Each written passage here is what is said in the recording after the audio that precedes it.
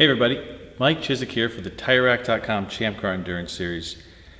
I'm in between events right now, back from NCM, getting ready for Indy, and had some stuff come up recently from a phone call thought I'd bring up with you.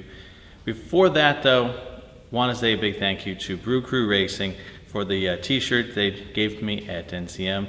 It's actually the right size. It's not easy to get such a big size covered up here, but fits great. Great job, the artwork, Brew Crew. Love the shirt.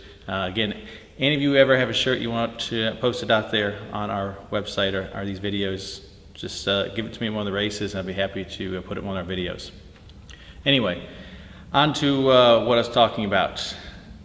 Our hobby involves all of us towing our cars out to races. There are a lot of laws regarding that, and I'm willing to bet most of you are not familiar with them. After I got back from, Watkins Glen, I got a phone call from one of our members named Anonymous, and won't give any details here, but we talked for about 20 minutes on the phone, and he'd had a pretty bad experience. He got pulled over on the way up there in a state that wasn't his own, and was facing $10,000 worth of fines, multiple violations, and fortunately the trooper let him off with a warning. But they said that they are targeting race car guys. Now the thing about this is, this particular member was not negligent. He just didn't decide to get up in the morning and go tow a massive load at high speeds unsafely. He had just bought a new trailer to tow his race car rig, and he went to his home state, to the DMV, and he asked exactly what he had to do, and they gave him a list of everything he had to do, and he did it.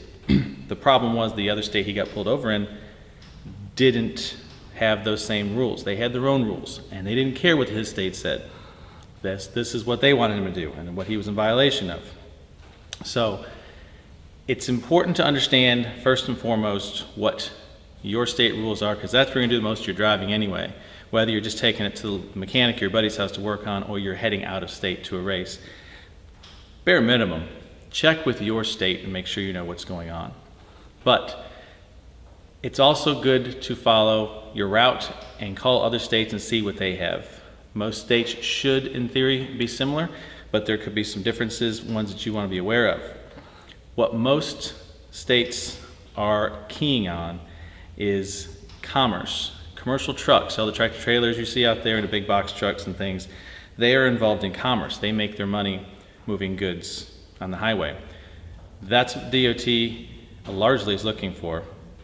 And so they may ask you questions about what you're doing, and they may think that your racing is for profit.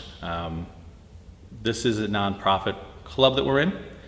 We don't pay out money so that you don't have to say that you won money and you claim it as a business. It may sound hard to believe, which is why I recommend keeping a rule book with you in the truck in case an officer was to ask you, prove it. Nobody races for free. This all costs us a lot of money here. So have that rule book with you. If he asks for it, show it. We do not pay prize money. Now, if you guys are getting sponsorships, that's on you. You got this big, huge McDonald's splatter across your car because you're taking money from McDonald's. That technically would put you in commerce, and it's up for you to explain. But if you've just got your car and our required decals, you didn't get money for those guys, those sponsors. That we require that per our rulebook be on your car. So you are just hobby. Recently, a fellow endurance racer posted up on the web some guidance that he'd compiled, and this was available for everybody online. If you're interested, we probably can find that post again and can share it with you. But it talks about what is commerce defined as by the Department of Transportation, and it talks about the exemptions for people traveling for hobbies. You're taking your car, you're just going to do a test day, or you're going to go run off-road. You've got a big monster truck and you go play out in the woods or something. If you are not making money at it, there are exemptions for that. Remember, they're trying to make the line between business and hobby. But I'll try to make a link for that, to post that up so that you guys can check that and you can read through it. It's pretty good information. But both with what that document says and with what I'm saying, please I am not a legal authority. This particular individual that created this document is not a legal authority. Do not say when you get pulled over, the trooper's asking questions, well, Chisek said that we don't have to do this, we can do that. Yeah, you're likely going to go to jail, so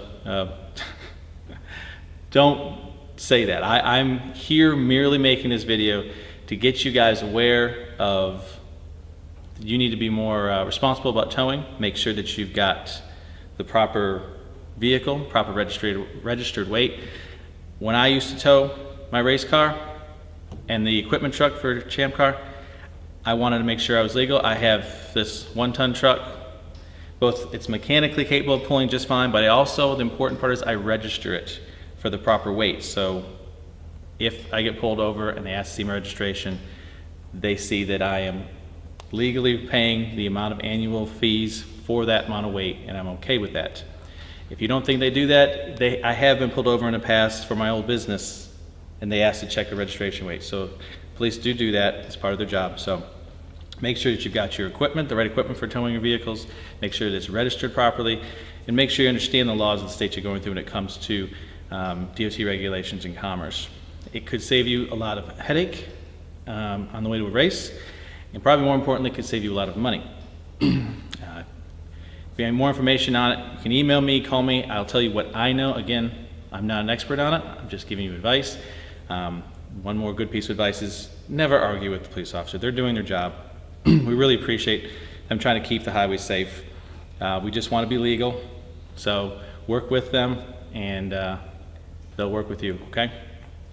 Guys, we have Indianapolis now in less than 3 weeks. The pit assignments and garage assignments have been created, but I have not sent them out. If you have not hit me up yet with your request, say I want to be with my buddy here, or I want to park over there, you need to do it now, by this weekend. I'll make those final adjustments, and we will get that list set out to you guys. In that final email, it's going to be bigger than you've ever seen before. This is a new track for all of us. There is a lot to know. We've put an enormous amount of time into making maps and signs and creating instructions. We've spent a lot of time on the phone with Indianapolis and phone conferences and site visits, trying to make this as smooth as possible for our first time ever being on their facility. Please take a few minutes to read through that. We know you're not doing anything at work anyway, so just read the email and you'll be up to speed. And if something seems odd, it's confusing to you, just email me, call me. I'll be happy to walk you through it. I want to make sure everybody gets in to Indianapolis smooth, flawless, and we all settle in and have a great weekend there. All right, guys? Between now and then, make sure those cars are ready, and we will see you at the track soon. Thanks, guys. Bye.